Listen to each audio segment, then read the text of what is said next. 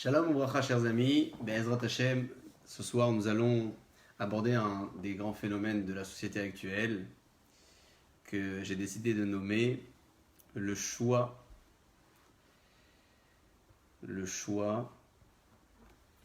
du faible qui élève la protestation. Le choix du faible qui élève la protestation sera notre thématique de ce soir. Une thématique que j'analyserai à travers la lecture de la paracha de cette semaine, paracha de Be'alotecha, qui débute par ce premier verset. La Torah nous indique la chose suivante. Vaïdaber Hashem et Moshe les morts, Akadosh Baruch Hu donc s'adresse à Moshe Rabbeinu. Daber à Aaron, il lui demande de parler à Aaron, son frère, Ve'amarta elav, et tu lui diras, Be'alotecha et anerot, lorsque tu feras monter les nerot, les bougies, les flammes, el moul pene à menorah, face à la menorah, Yahiru shivat anerot, ces nerot vont éclairer. Il y a Hiru Shivat Anerot. Ces Nerot vont donc éclairer.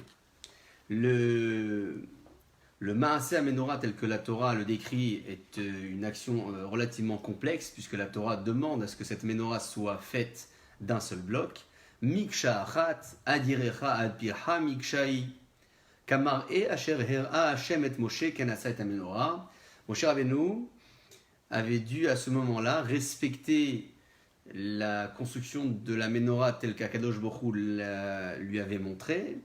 Et la menorah était si complexe à réaliser que finalement, Ken Asa et menorah, ainsi il l'a faite, cette menorah-là, dit Rashi au nom du Sifri, au nom de la Midrash Agada, pardon, Mi Asa, qu'est-ce qu'il a réalisé? Alidé Akadosh Baruch Hu Naasit Me'elea, elle a été finalement réalisée par Akadosh Baruch Hu, Naasit Me'elea. Donc Moshe Rabbeinu avait un ordre à respecter, et finalement c'est Akadosh Baruch Hu qui réalise cette construction de Miksha Achat faite d'un seul bloc. Une paracha qui introduit donc la mitzvah de la menorah et qui fait suite immédiatement à la purification des Lévim, qui avait un rôle extrêmement important dans le Beth Amikdash, un rôle que le peuple d'Israël va respecter à ce moment-là, que Moshe et Aaron vont devoir mettre en place, jusqu'au moment où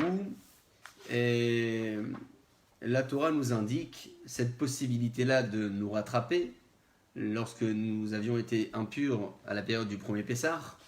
La Torah a donné donc une possibilité à l'homme de se rattraper avec l'approche du Pessah Sheni. Et enfin, arrive ce dernier grand volet de la paracha, avant de parler de la critique de Aaron et Myriam à l'encontre de Moshe Rabbeinu. La Torah parle du comportement du peuple d'Israël qui, étant dans le désert, passe la phase du mitonénim, la phase de la plainte, la phase où hitavu ta'ava, ils ont souhaité et ils ont désiré quelque chose qu'ils n'avaient pas, une phase critique que la Torah retient comme l'une des plus grandes tragédies que traverse le peuple d'Israël et qui marque l'histoire jusqu'à aujourd'hui. Vous savez, le choix de donner à Aaron HaKohen la possibilité d'allumer la menorah à lui et à ses enfants est un choix que l'on va devoir analyser, un choix que l'on va essayer de comprendre. Quelle est la particularité de Aaron HaKohen? Pourquoi est-ce que Akadosh Baruch Hu lui donne cette possibilité-là d'allumer la menorah? Il y a Hiru Shivat Anerot. Et enfin, quel est donc le sémel, le symbole de la menorah? Chaque partie du Beth Amikdash avait une particularité. La menorah, elle également, en avait une qui était très spéciale. À partir de cette lecture très globale de la paracha, Be'ezrat Hashem, nous essaierons d'y revenir un petit peu plus tard pour comprendre en détail le Maaseh Menorah, l'action qui a été faite au moment où la menorah a été construite. J'aimerais immédiatement plonger dans le sujet des mitonénim. Les mitonénim, ce sont les Bnei Israël, donc le peuple d'Israël qui se plaint. Vahi ha'am kemit onenim. La Torah nous indique le verset suivant. Et le peuple fut kemit onenim, comme des personnes qui se plaignent. Rabbeine Hashem, mauvais aux oreilles d'Akadosh Baruch Hu. Vaishma Hashem, Akadosh Baruch Hu entend, écoute, Vaichar apo, et il va se mettre en colère. Va tivar ban esh Hashem, atochal bikta machane. Il y a un feu à ce moment-là qui va se déclarer. Akadosh Baruch Hu va punir le peuple d'Israël par la flamme. Cette flamme nous intéresse particulièrement ici. Akadosh Baruch Hu décide de punir le peuple, mais le peuple crie à Moshe. Vaïtzak Ha'am el Moshe, Vaïtpalel Moshe el Hashem. Et donc Moshe prie à Kadosh Baruch Hu en faveur du peuple, et le feu va s'atténuer et s'éteindre sur place, à l'endroit même où il s'était déclaré. Akadosh Baruch Hu donc va l'éteindre. Cet endroit a porté le lieu de Tavera, Tavera qui vient de la shon Bi'rour, de destruction par la flamme, consommation, parce que finalement le peuple a été puni par la flamme après avoir été les mitonénim. Sans vouloir mélanger les concepts, la Torah parle immédiatement du Asafsouf. Asafsouf, ce sont des personnes qui sont montées avec le peuple d'Israël d'Égypte. On appelait ça donc le Erev Rav. Ils se sont mélangés avec l'accord de Moshe Rabbeinu d'ailleurs, quand le veau d'or a été servi, donc vénéré. Akadosh Baruch Hu va faire la remarque à Moshe Rabbeinu et lui dire Lama Shechet Amecha, pourquoi ton peuple a été à l'origine de cette destruction spirituelle. Amecha, ton peuple, en faisant référence à ce peuple que Moshe Rabbeinu avait accueilli. Le Erev Rav qui a été à l'origine même de la faute du veau d'or, et ce sont ces personnes qui vont entraîner toute une masse derrière elles, et ce sont ces mêmes personnes, dans la paracha de cette semaine, qui vont entraîner également. Entraîner ce concept de Hit-Avu Ta'ava. Hit-Avu Ta'ava. La Ta'ava, c'est le désir. Une personne qui a un désir n'a pas spécialement besoin de le développer. Le désir est là, que ce soit un désir permis ou que ce soit un désir interdit. Quel que soit le désir, sans entrer dans le détail. Le fait de dire ici Hit-Avu Ta'ava laisse sous-entendre d'une certaine manière que le désir n'était pas réellement présent. Hit-Avu Ta'ava. Il n'avait pas réellement ce désir. Il dit le Rav Hirsch que le peuple d'Israël à ce moment-là a souhaité se créer un désir. Pourquoi ? Puisque le Erev Rav va souhaiter se créer un désir et le peuple d'Israël va suivre. Ils vont suivre puisque le texte nous dit juste après Vayashu Vayivku Gam Bene Israël. Et le peuple d'Israël va également pleurer. Pourquoi également ? Puisqu'à l'origine ce sont les Asafsouf, le Erev Rav qui se plaint, qui souhaite, qui désire plutôt. Et le peuple d'Israël va donc suivre cette tendance et ils vont également désirer. Lo hayta zo ta'ava sheitorera bahem li kavana. Il ne s'agissait pas ici, dit le Rav Hirsch, d'une ta'ava, d'un désir qui s'est développé sans aucune intention, comme ça peut l'être parfois ou toujours, j'allais dire, dans la nature même de l'homme, à l'aider matzavim chitzonim en fonction d'un contexte extérieur. Non, ici c'est un peu différent. Et la hem libu et esh atahava beratson, ils ont développé en eux le désir profond, beratson en étant conscient, ou mitor haavat tanugim, et tout simplement parce que ils appréciaient les plaisirs de ce monde. Qu'est-ce que le peuple d'Israël dit à ce moment-là ? Que veut donc le Erev Rav ? Combien d'étapes traverse le peuple d'Israël en se plaignant ici ? Juste avant, dans le texte, rappelez-vous, la Torah parlait de mitonénim, d'un peuple qui se plaint. Immédiatement, nous parlons d'un peuple qui suit le Erev Rav et qui ne va pas se plaindre, mais qui va désirer. Ce sont finalement deux grandes phases terribles que traverse le peuple d'Israël. Une première dans laquelle il se plaint, une seconde dans laquelle il ne se plaint pas, mais dans laquelle il désire. Est-ce que le désir du peuple d'Israël était lié de façon directe ou même de façon indirecte à la plainte qu'il avait exprimée juste avant ? Chronologiquement parlant, on voit bien ici dans le texte que la plainte est à l'origine de tout, puisque le texte démarre par dire que le peuple se plaint, et cette plainte donne suite à cette ta'ava, cette hit-avu ta'ava, cette volonté-là de créer un désir qu'il n'avait pas auparavant. Est-ce complémentaire ? Que se passe ici dans l'esprit du peuple d'Israël, dans l'esprit du juif de l'époque ?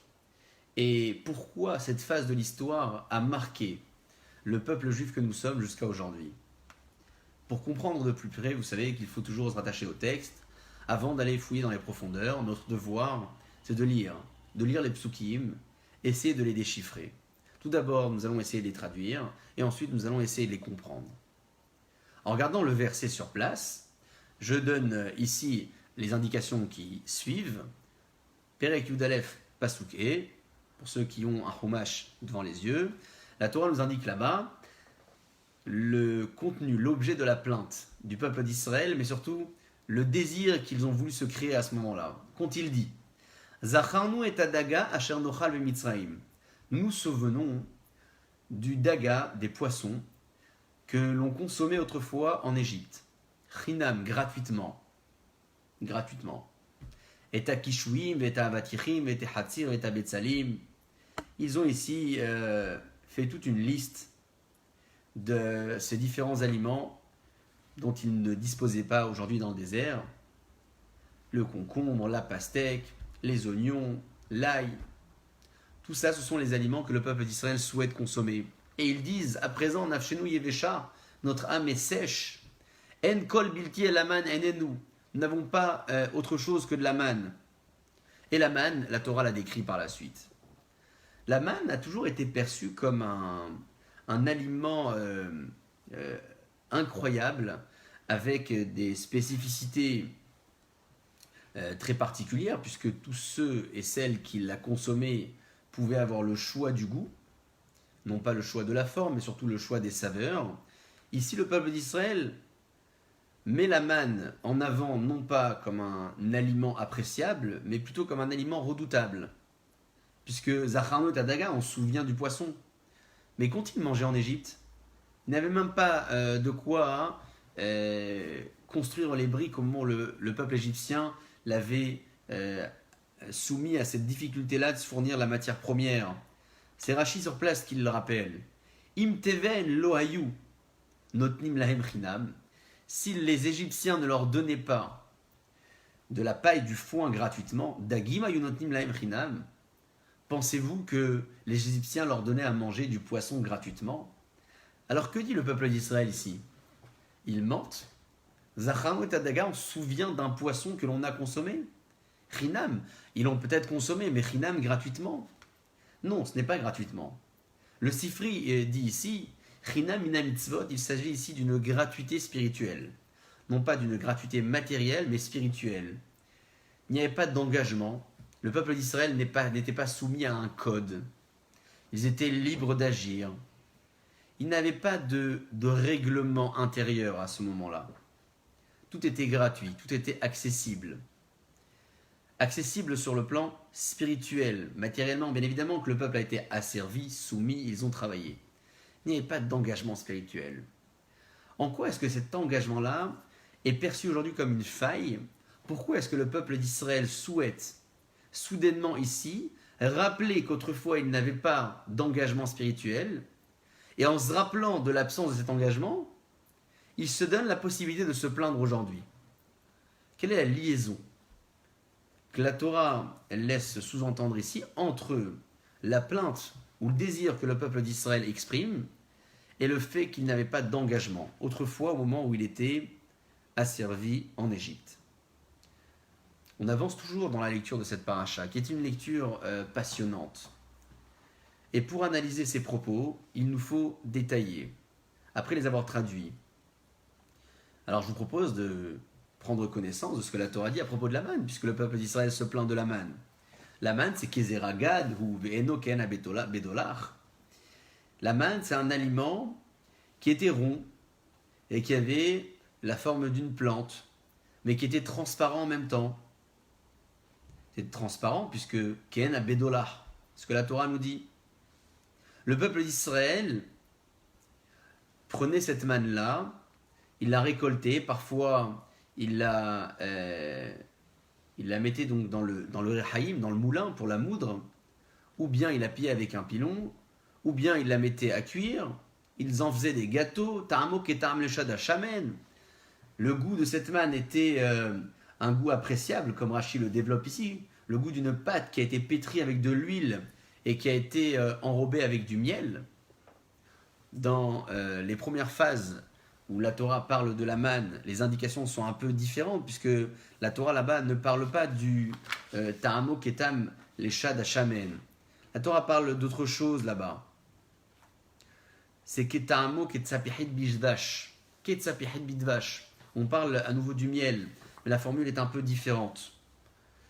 Ouvrez Tatal à la Machane, Laila Yered Aman Alav, et puis la Torah rappelle que la manne tombée, il y avait une couche de rosée en dessous, au-dessus. Donc le peuple s'est plaint, le peuple désire, et Moshe Rabbeinu entend cela. Comment réagit-il? C'est bon de raconter l'histoire, vous savez, c'est extrêmement bon de se rappeler, même si les propos paraissent évidents. Moshe Rabbeinu à ce moment-là réagit. Il l'entend. Et qu'entend-il? Boré les mishpechotav. Il entend que le peuple pleure. Où est-ce que la Torah a indiqué juste avant que le peuple a pleuré? Le peuple s'est plaint. Le peuple a désiré. A désiré se crée un désir. Et Moshe Rabbeinu entend autre chose. Il entend le peuple qui pleure. Il va s'adresser à Kadosh Baruch Hu, il va lui dire à ce moment-là, Lama hareota le'avdecha. Pourquoi as-tu fait autant de mal à ton serviteur, en parlant de lui-même? Pourquoi je n'ai pas porté de grâce à tes yeux? Pourquoi est-ce que le peuple ne m'apprécie pas? Et Anochi Hariti, c'est moi qui ai mis au monde cet enfant, dit Moshe Rabbeinu, en parlant du peuple. Im Anochi Elitiu, est-ce moi qui l'ai fait grandir? Ki tomar ela isaïou bechekecha, pour que tu me dises, toi, Akadosh Baruch Hu, porte-le, comme une maman porterait son enfant. Moshe Rabbeinu ici dit à Akadosh Baruch Hu, je ne serai plus en mesure de supporter le peuple d'Israël. Je ne serai plus en mesure d'accepter ce rôle. Alors Akadosh Baruch Hu immédiatement lui trouve une solution, il lui demande de rassembler 70 personnes, les 70 sages qui vont épauler Moshe Rabbeinu dans cette belle mission, qui est une mission extrêmement difficile parce que Moshe Rabbeinu n'est pas à sa première critique, je vous le rappelle. Moshe Rabbeinu a été critiqué à de nombreuses reprises. Le peuple d'Israël, tout au fil de l'histoire, a su critiquer beaucoup plus qu'il n'a su apprécier. Il a su critiquer davantage, puisque les occasions se répètent et se multiplient.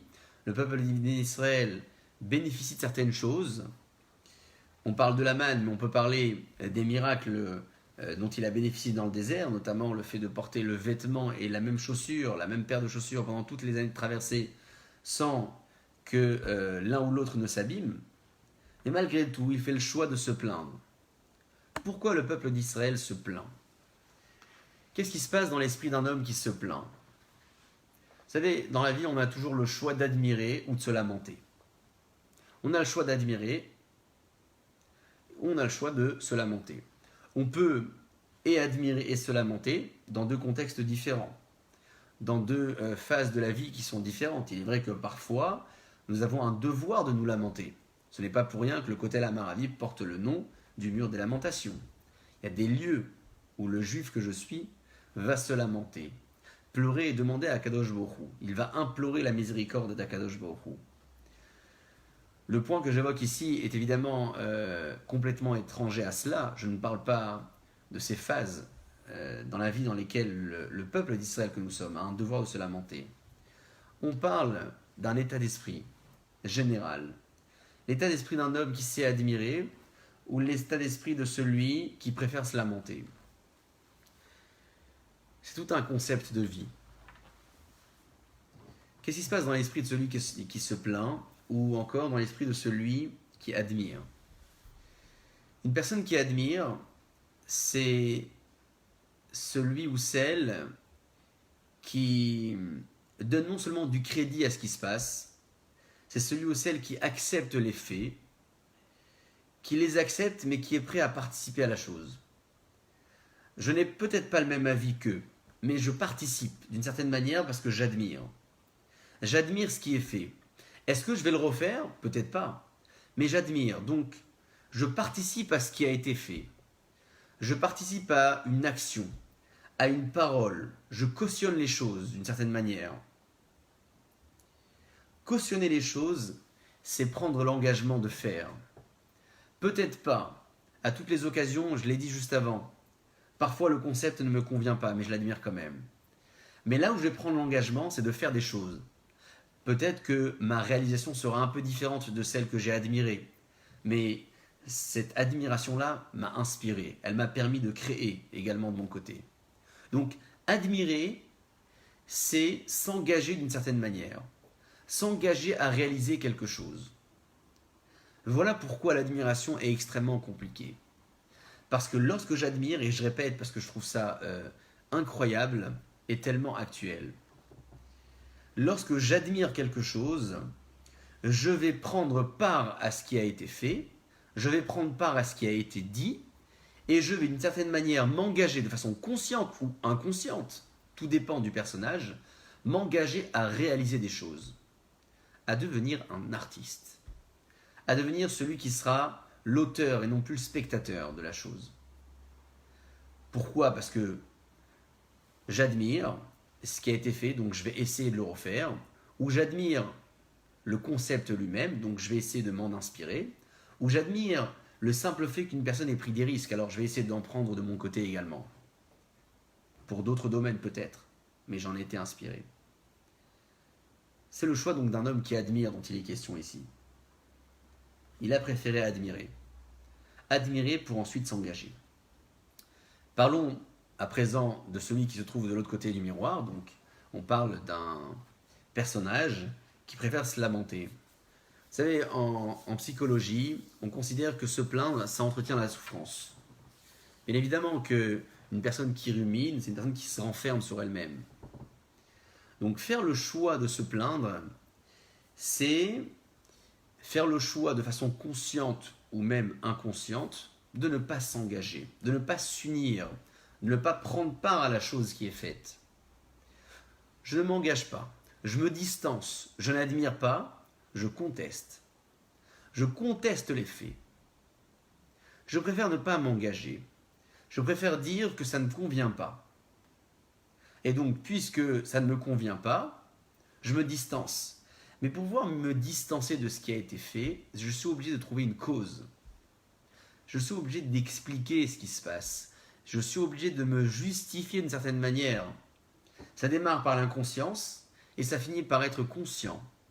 Donc celui qui fait le choix de se plaindre, c'est celui qui a fait le choix de se distancer de ce qui a été fait. Et je m'explique. Je n'accepte pas ce qui est fait, je n'accepte pas le projet, je n'accepte pas la réalisation d'un tel, et donc, n'ayant pas la possibilité simplement de m'en distancer, je vais devoir justifier les choses. Je commencerai à me plaindre. Mais pour me plaindre, il me faut une cause. Il me faut une cause. Je ne peux pas me plaindre pour rien. Je suis obligé de me plaindre de quelque chose. Je vais rechercher la faille. Je vais rechercher le défaut. Je vais rechercher le paramètre qui ne conviendrait pas à, qui ne serait pas conforme à. Je vais donc constamment rechercher une cause pour pouvoir justifier le fait de ne pas m'engager moi-même, le fait de ne pas admirer. Je n'admire pas. Non pas simplement que je n'admire pas, mais je n'admire pas parce que j'ai une raison valable. Je me dis que la raison dont je dispose est valable. Et pour que ma raison soit valable, il faut que cette raison se base sur quelque chose de vrai, de fondé. Alors je vais inventer un besoin. Je vais inventer quelque chose qui n'existe pas. Je vais soudainement exprimer un désir que je n'avais pas. Je vais soudainement vouloir un désir que je n'avais pas. Pourquoi ? Parce que sans ce désir, je ne peux pas me plaindre. Et si je ne peux pas me plaindre, je suis obligé d'adhérer. Mais je n'ai pas envie d'adhérer. Pourquoi je n'ai pas envie d'adhérer ? Vous savez pourquoi ? Parce que adhérer, ça engage. Et c'est bien plus simple de se distancer plutôt que de s'engager. C'est tellement simple d'être spectateur plutôt que d'être acteur. C'est tellement simple d'être celui qui se lamente plutôt que d'être celui qui admire. Le proverbe est ancien et vous le connaissez déjà. Si la critique est aisée, c'est l'art qui est difficile. C'est exactement ce qui se passe dans l'esprit de l'homme qui critique et dans l'esprit de l'homme qui admire. Celui qui admire, c'est celui qui est un artiste. Pour pouvoir admirer, il faut avoir une âme d'artiste. Celui qui critique, en revanche, n'a pas cette âme-là. Il va donc faire le choix de critiquer parce que c'est tellement plus simple de le faire. C'est tellement plus simple. Il va falloir simplement trouver une cause, un désir, quelque chose que je n'ai pas, qui n'est pas présent dans cette phase que j'aurais pu peut-être admirer, Et ayant donc trouvé une cause nouvelle, un paramètre nouveau qui n'existe pas ici, je vais pouvoir, à présent, justifier le fait de ne pas adhérer. Eh ben oui, bien sûr, je peux le justifier. Pourquoi? Parce que regardez, j'ai pas ça, moi j'aurais bien voulu que je désire ça et ça, mais le projet d'un tel ne peut pas convenir à mes propres objectifs parce que ci et cela. Mais combien de fois on l'a entendu? Mais tout au long de l'histoire, ce phénomène-là s'est répété constamment. Depuis le moment où le peuple d'Israël s'est trouvé en Égypte et plus tard dans le désert, jusqu'à aujourd'hui encore. Ça peut être dans la vie juive, comme dans la vie extérieure, comme dans la vie donc en société. Ça peut être dans la vie privée ou dans la vie professionnelle. J'ai le choix d'adhérer ou de contester. J'ai le choix d'adhérer, je m'engage, ou encore je conteste et je ne m'engage pas. Je me désolidarise. C'est exactement ce qui se passe dans l'esprit du juif d'aujourd'hui, dans l'esprit de l'homme avec un grand H, mais aussi dans l'esprit de l'homme, le juif de l'époque, qui traverse le désert et qui souhaite, it avu ta'ava, qui souhaite se créer un désir. Au départ, le peuple d'Israël a été mitonen. Il s'est plaint.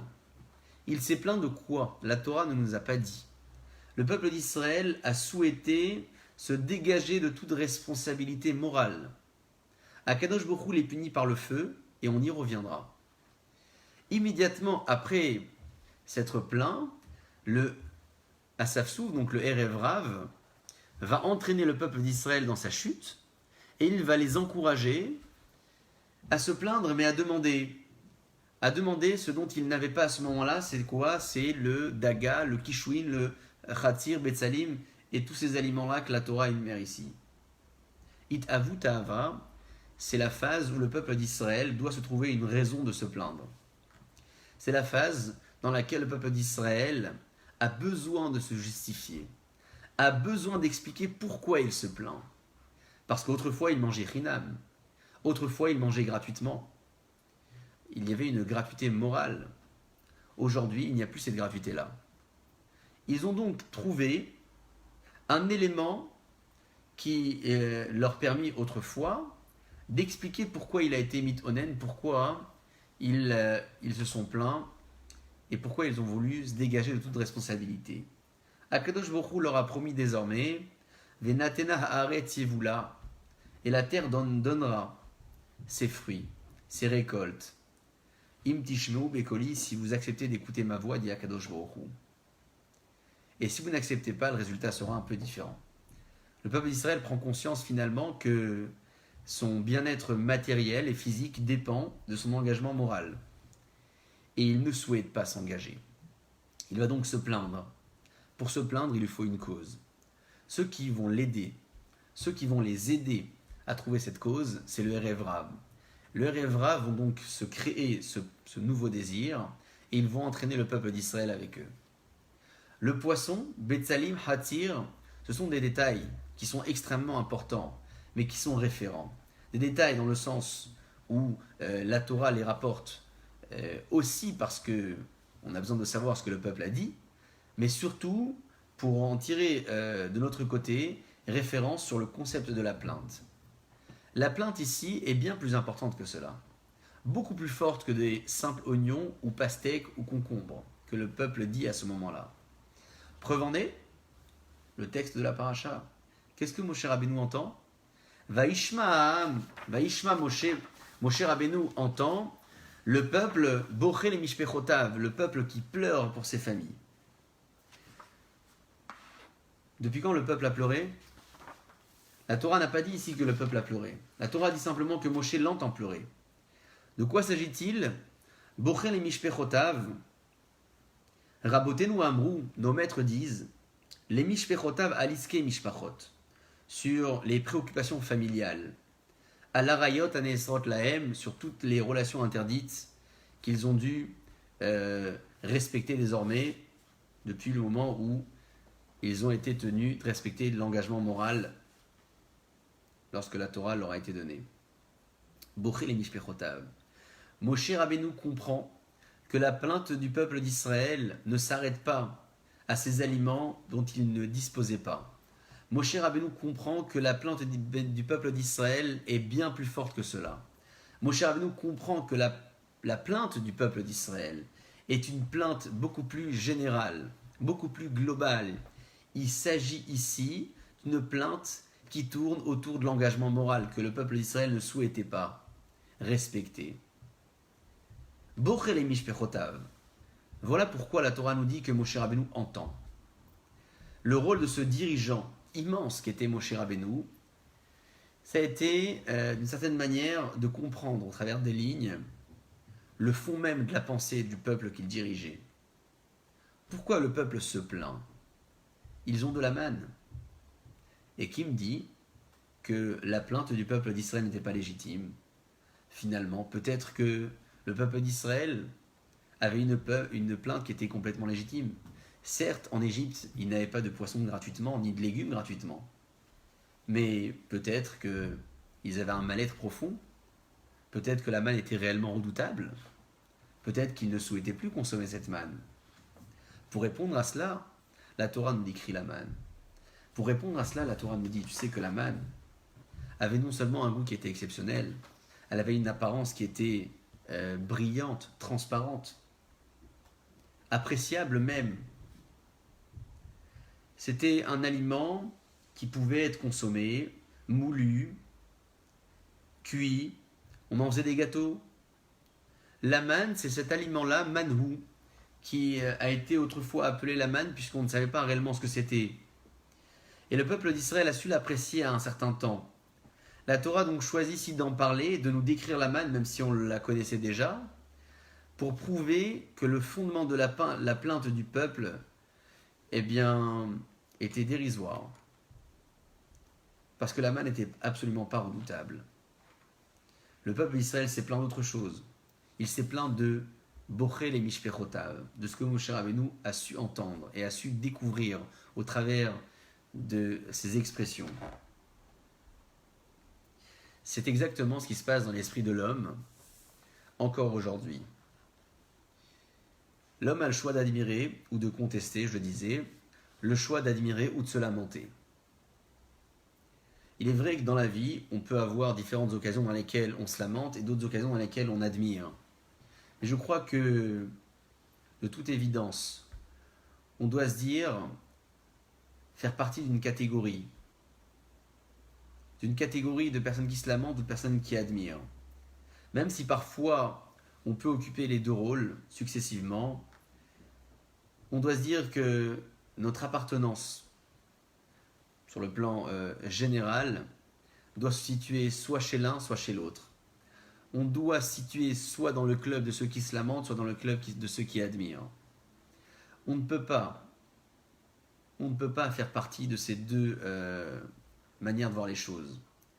On a un devoir de regarder la vie d'une certaine manière et on ne peut pas faire le choix de la regarder de deux façons différentes. On ne peut pas regarder la vie de façon positive et être complètement optimiste et en même temps pessimiste. Ça ne peut pas fonctionner, ça ne marche pas.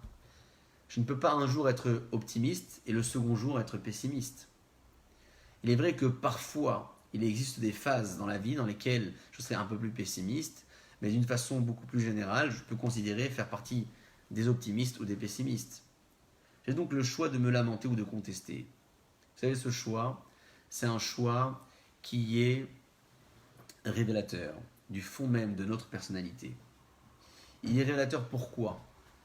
Parce que ce n'est pas un sentiment tout à fait naturel que de se lamenter ou que d'admirer. C'est un choix que l'on fait. Et ce choix, il est mûrement réfléchi. Il peut être inconscient, mais il devient mûrement réfléchi. Je peux faire le choix d'adhérer ou le choix de contester, c'est-à-dire que j'ai réfléchi à. Et lorsque j'ai pris la décision d'adhérer, alors je me permettrai de progresser, mais de faire progresser d'autres personnes. Systématiquement. Pourquoi? Puisque je vais progresser de par mes propres réalisations, étant inspiré de ce que j'ai vu, étant inspiré du projet auquel j'ai adhéré, mais ayant donné de la considération à celui que j'ai admiré, je vais également lui donner la possibilité de progresser davantage. Alors que celui ou celle qui ont fait le choix plutôt de contester ou de lamenter, ce sont ceux qui vont se distancer, qui vont décourager, qui vont non seulement se rabaisser eux-mêmes, mais qui vont rabaisser les autres, qui vont finalement retirer tout le sens du concept de la progression spirituelle et même matérielle. Il n'y a plus de sens à la progression. On est dans la plainte constante. C'est constamment de la plainte dont il est question et non pas de l'admiration. C'est constamment de la plainte dont il est question. Ces personnes-là, malheureusement, vont entraîner avec elles, comme le Rav Rav l'a fait, beaucoup d'autres. Pourquoi ces personnes vont-elles entraîner d'autres personnes? Eh bien parce que lorsque l'homme a le choix de fournir un effort et de produire quelque chose, ou de ne pas fournir d'effort et d'appartenir à un club ou à une catégorie de personnes qui se disent être productifs, tout naturellement, l'homme se dirigera vers ceux qui ne font pas d'efforts plutôt que vers ceux qui font des efforts. C'est tellement plus simple de croire être capable de produire quoi que ce soit sans effort plutôt que de se tourner vers ceux qui en fournissent. L'effort est extrêmement compliqué. L'effort moral ou l'effort physique ou l'effort spirituel, les efforts dans la vie sont extrêmement compliqués. Voilà pourquoi le choix de l'homme sera extrêmement révélateur, mais plus que révélateur. Il sera plus que révélateur pourquoi? Parce que lorsque l'homme aura choisi de se tourner vers celui qui fait des efforts, lorsque l'homme aura choisi de se tourner vers celui qui fait des efforts pour admirer son projet, admirer ce qu'il a fait ou admirer ce qu'elle a fait, il démontrera d'une certaine manière faire partie de ceux qui considèrent que la productivité ne vient pas sans effort. Voilà pourquoi le choix est révélateur, mais bien plus encore. Il est révélateur de ma propre personnalité, il est révélateur du concept même de ce qu'est la productivité, produire quelque chose, réussir quelque chose, et il est révélateur également de la considération que je donne à l'autre qui veut dire l'homme qui m'entoure, les familles, les fidèles, la communauté, le monde tout entier, le peuple d'Israël tout entier. C'est un choix qui doit être réfléchi, chers amis. Nous avons toujours la possibilité de choisir. Et pour pouvoir choisir, il faut avoir de bonnes références. Pour pouvoir choisir, il faut être éclairé.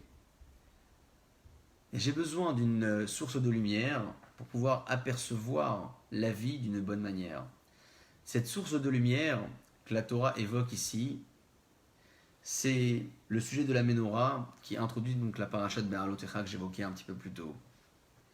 Veze Maase Menorah Miksha Zahav, Miksha Ahat, c'était un seul bloc. Qui est-ce qui allumait la Ménorah? Aaron HaKohen ou encore ses enfants? Aaron HaKohen a été reconnu pour être l'homme du Shalom, Ohev Shalom et Rodev Shalom, celui qui aimait la paix et qui la poursuivait. Ohev Shalom et Rodev Shalom. Le premier Kohen Gadol de l'histoire, c'est celui qui aimait la paix et qui la poursuivait. C'est lui qui a reçu l'ordre d'allumer la Ménorah. Ses enfants auraient pu le faire, Aaron HaKohen a souhaité la réaliser lui-même. Aaron HaKohen, celui qui a véhiculé toute sa vie la Mida du Shalom, c'est lui qui va allumer les bougies. La Ménorah, ce n'est pas simplement un candélabre sur lequel cette flamme ont été allumées. La Ménorah représente beaucoup plus que cela. Ki ner mitzvah ve Torah or. Shlomo HaMelech dans Mishlei dit ner Hashem nishmat Adam. La flamme d'Akadosh Baruch Hu, c'est la neshama de l'homme. Ki ner mitzvah ve Torah or. Car la bougie c'est la mitzvah et la Torah c'est la lumière. La Torah c'est la lumière puisque la Torah nous éclaire. La Torah est symbolisée par la Ménorah puisque la Ménorah était constamment allumée et elle permettait d'éclairer. Éclairer les yeux du Kohen Gadol, éclairer le peuple d'Israël qui était derrière lui. J'ai donc moi-même la possibilité de regarder la vie d'une façon positive en prenant mes références dans les textes de la Torah. Or, la Torah me rappelle ici que pour pouvoir adhérer, il faut se détacher complètement du Asafsouf, du Erev Rav. La Torah me rappelle que le peuple d'Israël a commis cette erreur. Il a commis l'erreur de se créer un désir nouveau pour pouvoir justifier sa plainte et se désengager moralement. Et puisque la Torah me rappelle que ça a été une erreur, à moi de ne pas la reproduire. Je vais donc m'inspirer de cela. Vezé maaseh amenora. Et c'est justement ça toute l'action de la menorah. D'être capable d'arriver au miksha achat. D'arriver à une unité parfaite. Le miksha achat, c'est le bloc. Le bloc que Moshe Rabbeinu n'a pas su faire. Parce que Hakadosh Baruch Hu l'a fait. Le Midrash Haggadah le disait. C'est Hakadosh Baruch Hu qui a été à l'origine de cette belle réalisation. Naasit me'elea. Ça a été extrêmement compliqué pour Moshe Rabbeinu. Vous savez, il a même dit à Hakadosh Baruch Hu, Orgenina Arog, tue-moi, pour ne pas que je voie le mal que le peuple d'Israël va subir. Ça a été extrêmement compliqué pour Moshe Rabbeinu de subir ce qu'il a subi. Et pourquoi ça a été compliqué? Parce qu'il a été à l'origine même de beaucoup de réussites que le peuple d'Israël a vécues, et quand bien même le peuple en retour a continué à le critiquer. Le peuple d'Israël a quand même fait le choix de le critiquer, au moins une partie du peuple, ceux que la Torah nous cite ici. Comment Akadosh Baruch Hu a décidé de les punir? Vativ arbam esh Hashem. Akadosh Baruch Hu a choisi de les punir par le feu. La Gemara nous dit que toute personne qui a l'habitude d'allumer la bougie, Avianlo banim talmidei chachamim, il aura des enfants érudits. De quoi parle-t-on ici? Des bougies du Shabbat? Des bougies de Hanouka? Si tel était le cas, pourquoi est-ce que l'ensemble du peuple d'Israël n'a pas des enfants talmidei chachamim? Puisque toutes les femmes respectent la mitzvah d'allumer les bougies chaque Shabbat, chaque Erev Shabbat, et toutes les familles respectent également le devoir d'allumer les bougies de Hanouka. Pourquoi donc l'ensemble du peuple d'Israël ne mérite pas de ce miracle exceptionnel, celui d'avoir Banim, Talmidei, Chachamim? Il y a un très beau commentaire qui s'appelle le commentaire du Rav Yitzhak Snagenaor, qui était le fils du Rav Eved, qui explique qu'en réalité, le nerf dont il est question ici, la bougie dont il est question ici, à l'origine même de cette belle promesse que je viens d'évoquer, ce n'est pas le nerf de Hanouka ni le nerf de Shabbat. C'est l'effort qu'un papa ou qu'une maman va faire pour pouvoir permettre à ses propres enfants d'étudier la Torah et d'être éclairés dans leur vie. Un enfant qui voit son parent créer toutes les conditions pour pouvoir étudier, que ce soit à titre personnel ou encore pour sa propre famille, il permet à ses propres enfants d'étudier. Il étudie de lui-même. Il installe un climat de bougie à la maison. Havianlo banim talmidei chachamim, ce parent aura des enfants érudits en Torah. Parce que l'enfant s'en inspire. On s'inspire de ce qu'on voit. Et là, en l'occurrence, puisque le papa s'est inspiré de la Torah, alors l'enfant pourra l'admirer. L'enfant ne le contestera pas. Havianlo banim talmidei chachamim. C'est cette promesse qu'Akadosh Baruch Hu donne à celui qui fait le choix d'admirer. C'est cette promesse qu'Akadosh Baruch Hu donne à celui qui a donné la possibilité à l'autre d'admirer. À ce papa ou à cette maman qui ont donné à leurs enfants toutes les conditions possibles pour pouvoir être éclairés dans leur vie et pour pouvoir être admirés, mais pas uniquement admirer eux-mêmes à titre personnel, mais pour faire en sorte que la Torah soit admirée dans l'esprit de ces jeunes enfants qui, au passage, apprennent bien plus de ce que le parent est plutôt que de ce que le parent sait. Un parent donc qui fait ce choix donne la possibilité à l'enfant d'admirer, non seulement de l'admirer, mais d'admirer également le concept même de l'engagement moral, celui que le peuple d'Israël a voulu malheureusement mépriser à ce moment-là. Lorsqu'il a fait le choix de mépriser, Akadosh Baruch Hu le punit par la flamme. Pourquoi par la flamme? La flamme, c'est ce qui permettait à la menorah d'avoir cette spécificité-là d'éclairer l'endroit même où elle était positionnée, mais d'éclairer également le monde tout entier, éclairer l'esprit de l'homme. Cette même flamme, elle peut être constructive ou encore destructive. Tout dépend du choix que j'en fais. Est-ce que je fais le choix d'utiliser cette flamme pour pouvoir m'éclairer ou plutôt pour pouvoir détruire? Avec la même flamme, je gratte une allumette, j'allume une bougie, ça éclaire. Je gratte cette même allumette et je mets le feu à l'endroit où je me trouve. Alors j'aurai certes de la lumière pendant un certain temps, mais après, le tout sera tout noir. Akadosh Baruch Hu veut montrer au peuple d'Israël, à ce moment-là, que la flamme, c'est une matière qui est à double tranchant. C'est une création qui a ce pouvoir de construire et même de détruire. Tout dépend de la position que j'occupe. Tout dépend du point de référent qui est le mien.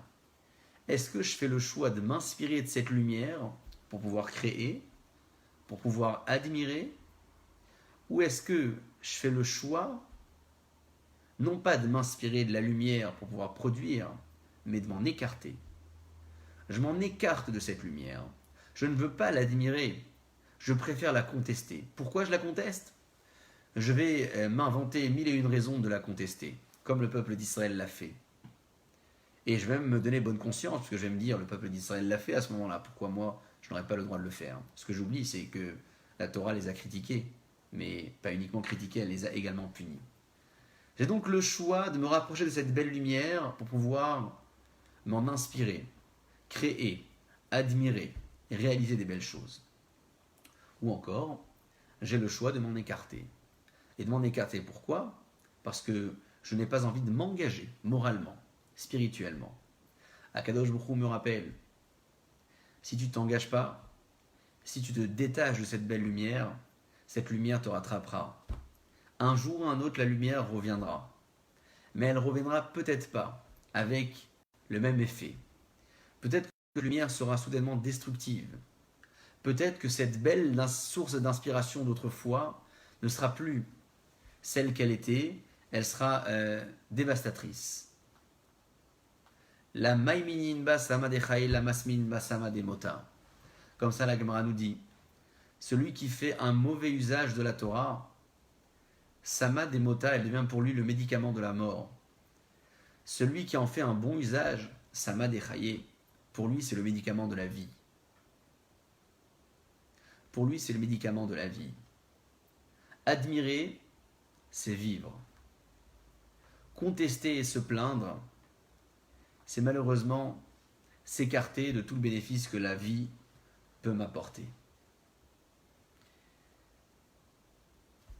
Une fois que ces éléments ont été désignés, comme la Torah nous les a évoqués, on peut même s'imaginer que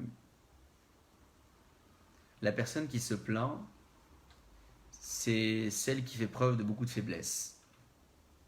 C'est le thème de ce soir, je l'ai évoqué au début de notre analyse. Je parlais du choix de l'homme faible qui élève la protestation.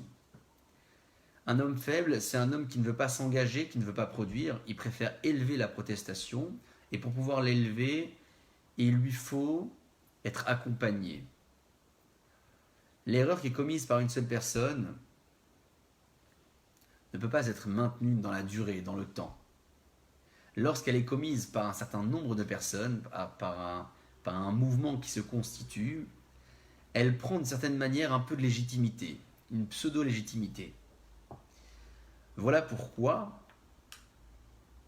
le choix de l'homme faible, c'est d'élever la protestation, de l'élever sur lui-même, mais de l'élever également chez les autres.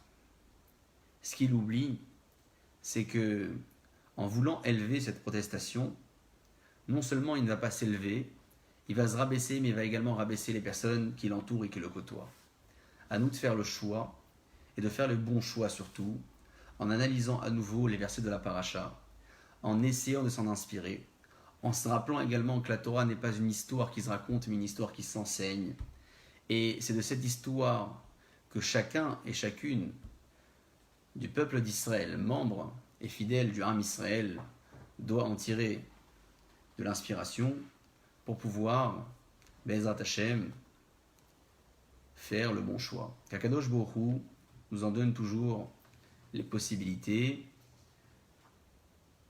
non seulement d'analyser le texte en détail, mais également d'en tirer une forte inspiration pour nos choix, que ce soit pour nos choix matériels ou encore pour nos choix personnels et spirituels. Baruch Adonai Le'olam. Amen ve Amen. Shabbat Shalom Uvorach.